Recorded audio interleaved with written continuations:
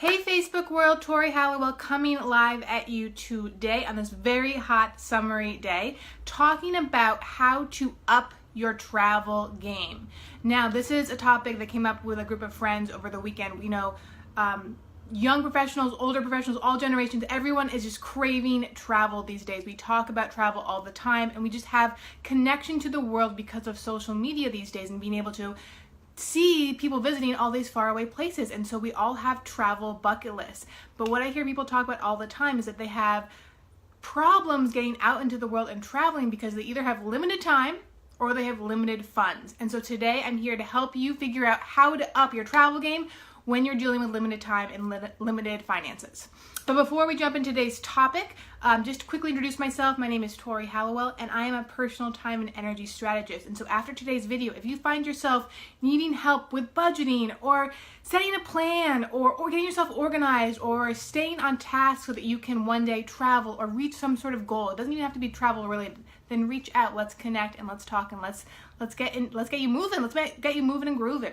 So today, like I said, talking about travel, and this is because I just came back from a really amazing trip, and summertime is a great time to get out of your house, to travel, to see the rest of the world. But here's the problem. So many of us don't have the time. We cannot take time off of work like we want to, and we don't have the funds. We don't have the money. We're paying our rent, we're paying our student loans, we're paying all of our bills, and all of a sudden, bam, all that money is gone. So here's the thing. Contrary to everyone's belief, you do not have to get on an airplane. You do not have to go to a foreign country. You do not have to be gone for a week to travel. And so I really want to encourage you to start traveling and exploring your own back door. And by that I mean start exploring your city, start exploring your town, start exploring all the different cultures that make up where you live. Really push yourself out of your comfort zone. The first step I always recommend is start creating your own bucket list for where you currently live. So for example, I live in Boston. I have a Boston bucket list. Oh, right now I'm dog sitting, so you can hear the dog in the back. So here's the thing, start creating a bucket list for wherever you live. Start coming up with ideas so that when you have that free weekend, you have a list of things you can refer to, a list of ideas. Sorry about the dog in the background, that's kind of funny. It's the first time it's barked all weekend.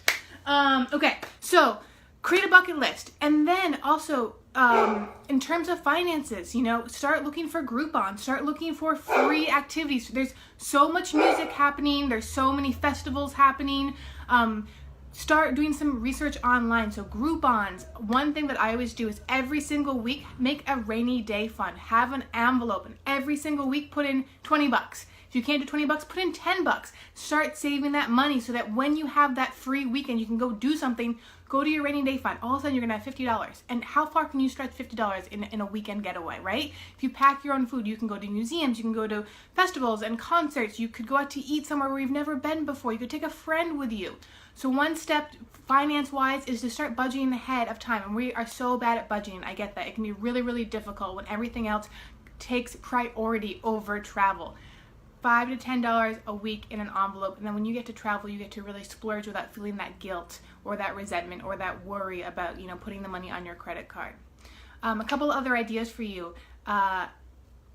Print a map of where you live and draw a 2-hour circle radius around where you live.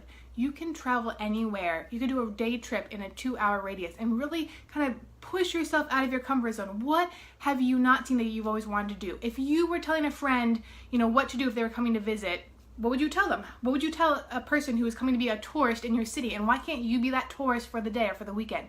We kind of have this limiting belief that we can't be a tourist in our own city. And what I want to encourage you to do is embrace the tourism, embrace that mentality, because it's going to push you to explore and to try new things. So really embrace being a tourist in your own city. See what you're going to learn and experience and do.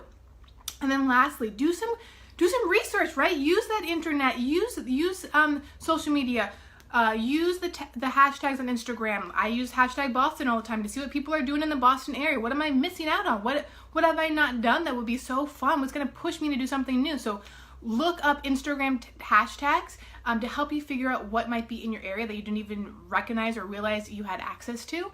I always look up, there's a great article, there's a New York 36-hour post where they do what they would do in 36 hours in lots of different cities. Look up the city closest to you, see what New York Times recommends that you do if you have 36 hours in one place, and then see How many things on that list have you done? What have you been pushing off? We tend to push things off when we live in a certain area, and I want to ask you, what are you pushing off? What could you be experiencing instead? How could you be embracing your culture in your city? How can you be giving back to your culture and city by spending some time getting to know it and getting to really experience it?